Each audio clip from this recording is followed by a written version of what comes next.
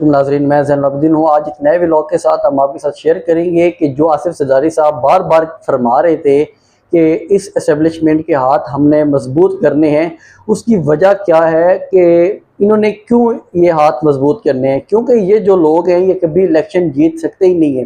अवाम इनसे नफरत करती है, अवाम इनकी शक्ल नहीं देखना चाहती और अब ये इसलिए चाहते हैं कि हम इनके हाथ मजबूत करें। उसकी एक झलक आज नज़र आई है गिलगित बल्तिस्तान में। वहाँ पे गिरफ्तार किया गया है जुनैद अकबर को। जुनैद अकबर जो है वो सूबाई सदर है पीटीआई के केपीके के।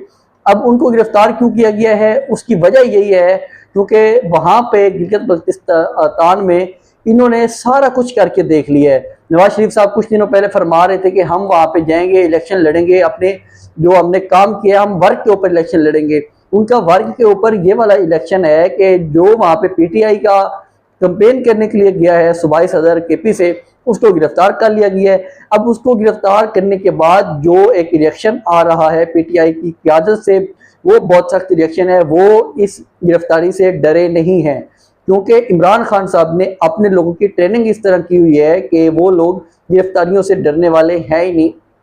और इस निज़ाम से इतनी मार ये लोग खा चुके हैं कि ये अब गिरफ्तारियों से डरने वाले तो बिल्कुल नहीं है। अब दूसरा तरीका ये वहाँ पे इस्तेमाल किया जा रहा है जो गिलगित बल्तिस्तान है कि वहाँ पे किस तरह इस इलेक्शन को जीता जाए। अगर हम फार्म 47 के ज़रिए ही इन्हें जिताना है तो वो और कौन सा तरीका अंदर निकालेंगे, क्योंकि इतने अरसे में जो इन्होंने एक ब्लंडर मारा था इस निज़ाम ने, इस अच्छे लोगों ने, सब ने मिल के कि हमने किस तरह जो पीटीआई के लोगों से फार्म 47 छीन लिए, इन लोगों ने ज़बरदस्ती गलत फार्म 47 बना के दे दिए।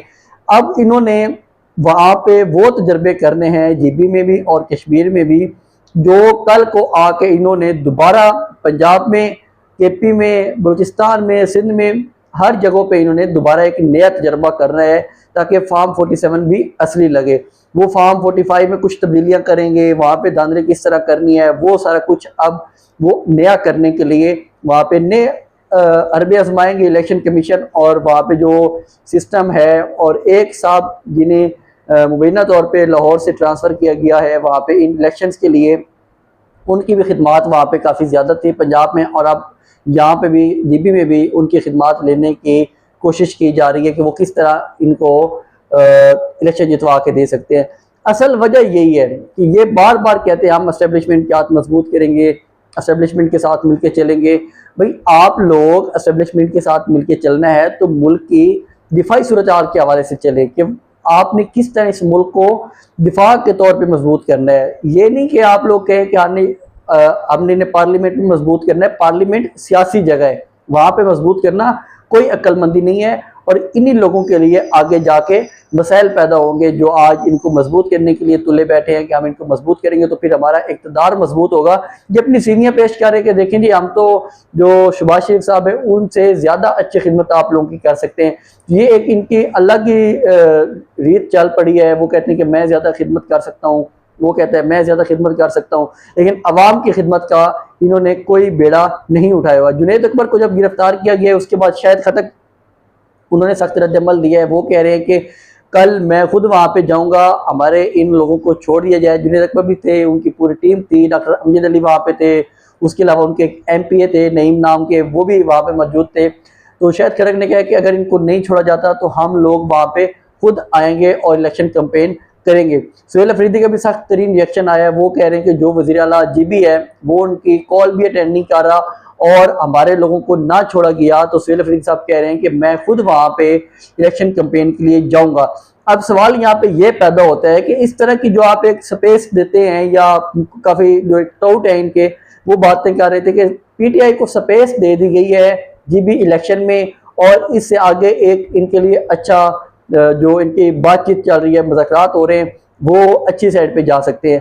तो ये इनकी स्पेस है। इन्हें पता है कि जब तक हम लोग इनको स्पेस देंगे ये लोग हमें यहाँ से नहीं जीतने देंगे, और इसीलिए ये कभी कुछ अरबे कर रहे होते हैं, कभी कुछ कर रहे होते हैं। यहाँ पे पीटीआई की लीडरशिप को भी ये देखना पड़ेगा कि अगर इन्होंने जो पिछले फार्म 47 और फार्म 45 इनसे इन्होंने क्या सीखा है। अगर इन्होंने कुछ भी नहीं सीखा तो अगला इलेक्शन भी ये इसी तरह ही इनके साथ फॉर्म 47 के जरिए जीत लिया जाएगा और ये मुंह देखते रह जाएंगे।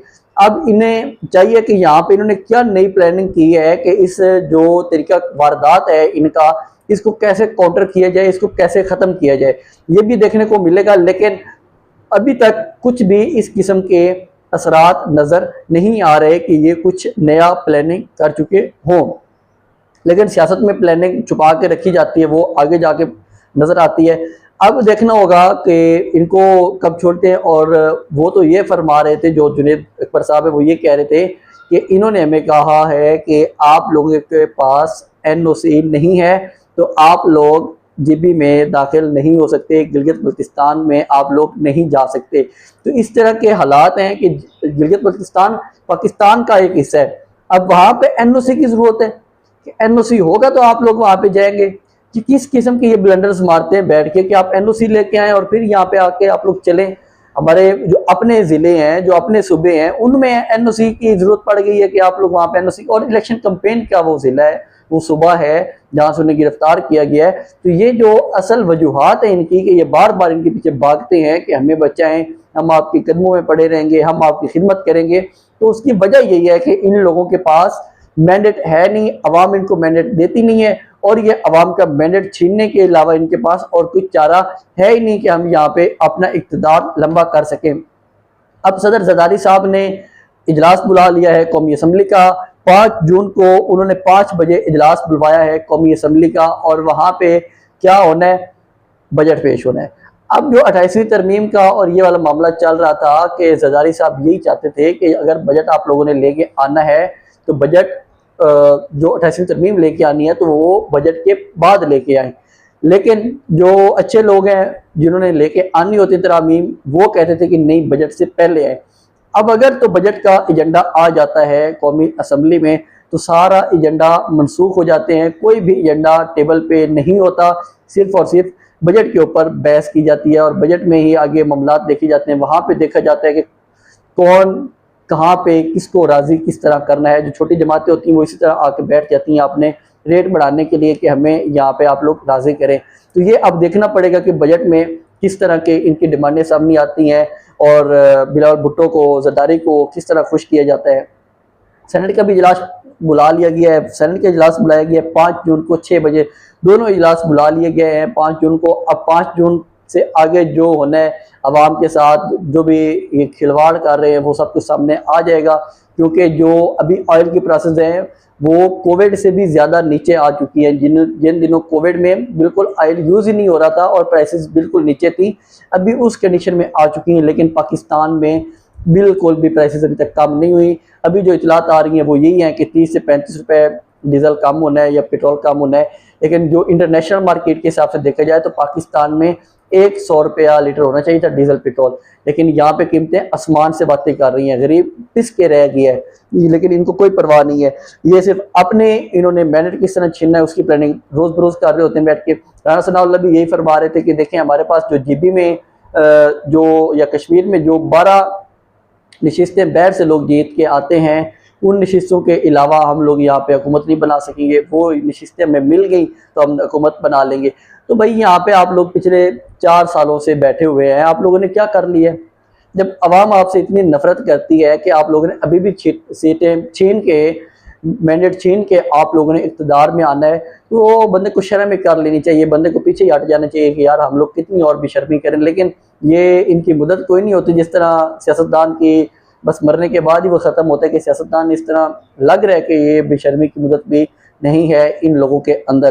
तो इसलिए अब एक मुकम्मल तौर पे चल रहा है। KP में भी जो अरकान हैं वो काफ़ी सामने आए हैं। जो वहाँ पे सहाफ़ी हैं यासिर हुसैन KP में, वो रिपोर्ट कर रहे थे कि जो 27 अरकान असम्बली हैं उन्होंने अपना एक अलग से इजलास बुलवाया है मंडे को, और उन्होंने कहा है कि जो उनका एजेंडा सामने आया है उन नाराज़ अरकान का, जिनके वाले से पिछले दिनों ARY ने भी एक रिपोर्ट किया था कि 50 से ज़्यादा अरकान है। अभी यासिर हुसैन जो रिपोर्ट कर रहे हैं वो कह रहे हैं कि 27 अरकान है, और उनका एक ये एजेंडा है कि जो कबीना में तुसी की गई है इसको दोबारा नज़रसानी किया जाए, और दूसरा एजेंडा उनका ये वाला था कि जो इमरान खान की रिहाई है उसका रोड मैप सामने लेके आया जाए।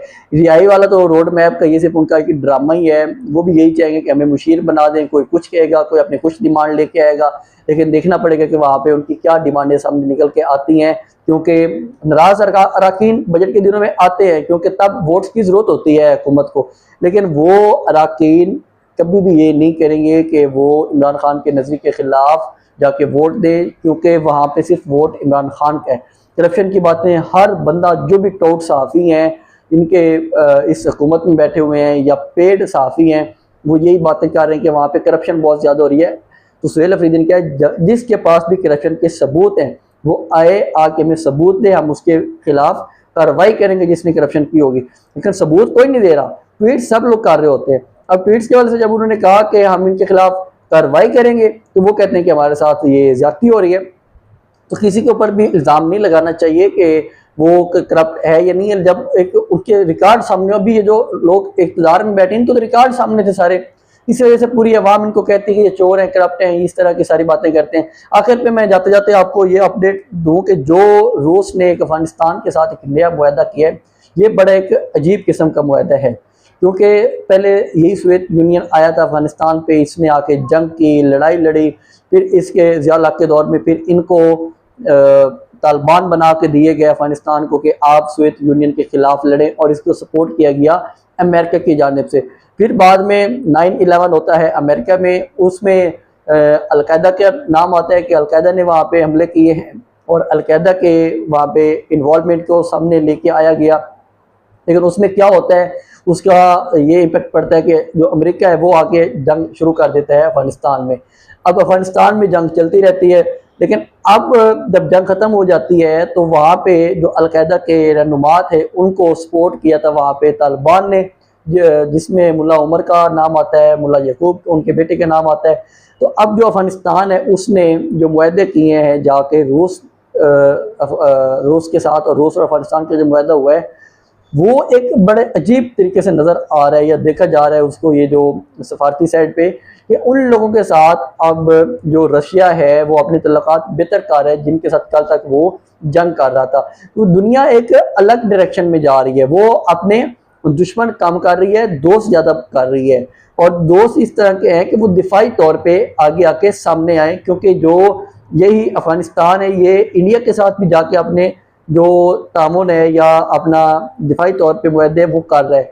और हमारा पाकिस्तान की ये सरहद है, डेविड लाइन है हमारी इसके साथ, अफगानिस्तान के साथ, हमें इसमें बहुत संजीदगी से देखना पड़ेगा कि ये मामलात किस तरह लेके जाएंगे। और यहाँ पे हमें दुश्मनियाँ नहीं, हमें मुज़ाकरात में अगर तो कोई इन्वॉल्वमेंट है, दहशतगर्द हैं, तो उनको बातचीत का रास्ता होना नहीं चाहिए, फ़ौरन से उन्हें ख़त्म करना चाहिए। नहीं तो जहाँ पे जो उनको सपोर्ट कर रहे हैं अपने तल्लुकात बेहतर बनाने के लिए जो अफगानिस्तान के साथ मामलात हैं उनको मुज़ाकरात के ज़रिए हल किया जाना चाहिए। इमरान खान साहब बार बार ये बातें करते हैं, इमरान खान साहब का हमेशा से एक ही मौक़िफ़ है कि आप लोग बैठें, बातचीत के साथ अपने मामलात को हल करें, लेकिन यहाँ पे मामलात और साइड पे चल रहे होते हैं, कुछ बैठ के इनकी मिन्नत तरला कर रहे होते हैं कि देखें जी हमें आप अच्छा बच्चा बना लें अपना।